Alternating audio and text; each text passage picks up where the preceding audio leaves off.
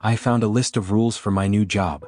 I broke rule number 4. It's outside. I can hear it dragging something heavy across the floor. I probably have 2 minutes before it smells the fear on me. So now I'm recording this in case anyone else ever finds those rules. Maybe you won't make the same mistake I did. 3 weeks ago I was desperate. I'd lost my job at the factory, rent was 2 months overdue, and my landlord made it very clear that 1 more week was not an option.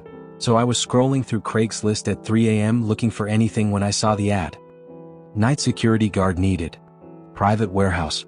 $500 a night. Immediate start. $500 a night.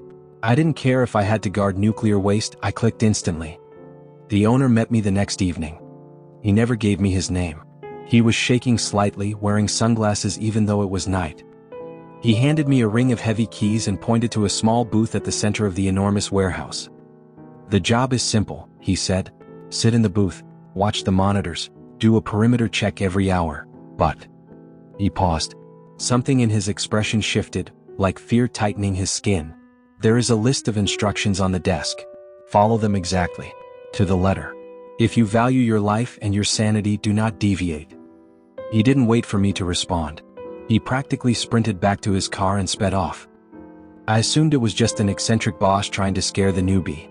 So I went into the booth, sat down, cracked open a soda, and found the paper on the desk. Shaky handwriting. Read. Rule 1. The shift starts at 11 p.m. and ends at 6 a.m. Do not leave the booth between 2 a.m. and 3 a.m., no matter what you hear. Rule 2. There is a mannequin in section B wearing a yellow raincoat. If it moves closer to the booth, turn off all lights and count to 10. It doesn't like being seen while moving. Rule 3. The phone in the booth is disconnected. If it rings, do not answer. If it rings more than 3 times, pick it up and hang up immediately without speaking. Rule 4. Never look directly at the ventilation grate on the ceiling. They like to watch. If you look back, they take it as an invitation. Rule 5. If you see a tall man asking to be let in, check his eyes. If he has no pupils, say, "The shipment has been delayed." Then lock the door. I tossed the paper aside, laughing under my breath. Mannequins? Alice men? Please. I watched the monitors. All calm. Dust and crates. Silence. For the first few hours, nothing happened. Then the phone rang. My stomach dropped. Rule 3. The phone is disconnected. I stared at the severed cord dangling from the wall. It rang again. Then a third time. My hand shook as I grabbed the receiver and slammed it down. The moment the ringing stopped, suffocating silence filled the booth. Trying to distract myself, I looked at the monitors. Camera 2, Section B. There it was. The mannequin in the yellow raincoat.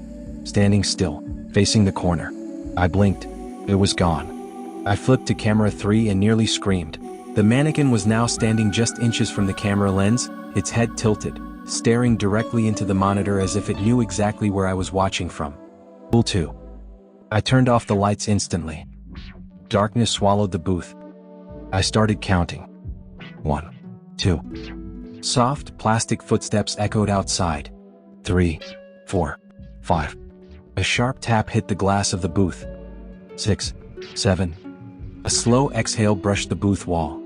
9, 10. When I turned the lights back on, the mannequin was back in Section B, perfectly still, as if nothing had happened. I didn't move for the rest of the night. I should have quit. But the money kept me coming back. Night 2 was quiet. It was 2:55 a.m. I was nodding off in the chair, half asleep. I stretched, leaning my head back. And forgot. I forgot Rule 4. I looked up.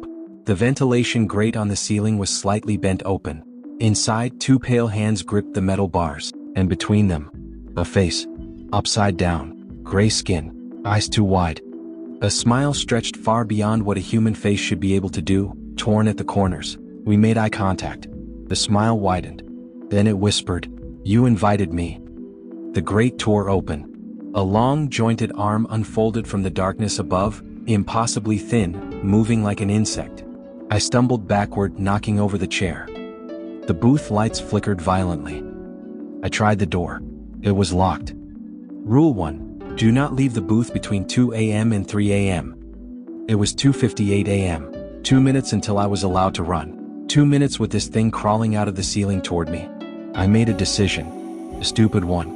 I kicked the door open and sprinted into the warehouse. The thing dropped from the vent behind me, a wet, heavy thud. Then the sound of limbs scuttling on concrete. I ran toward the exit. but I skidded to a stop. Standing in front of the exit door was the mannequin in the yellow raincoat. Except now it wasn't plastic. Its chest rose and fell. Its fingers twitched. Its neck pulsed with veins. It turned its head toward me slowly. I was trapped between the ceiling creature behind me and the mannequin blocking the door. Then I remembered something handwritten on the back of the rules paper, something I'd ignored. Rule 6. If you break a rule, you become part of the warehouse. Unless you can offer a trade. A trade.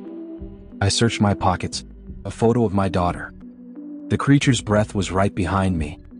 I threw the photo toward the mannequin and screamed, "Take it!" Everything stopped. The mannequin caught the photo delicately.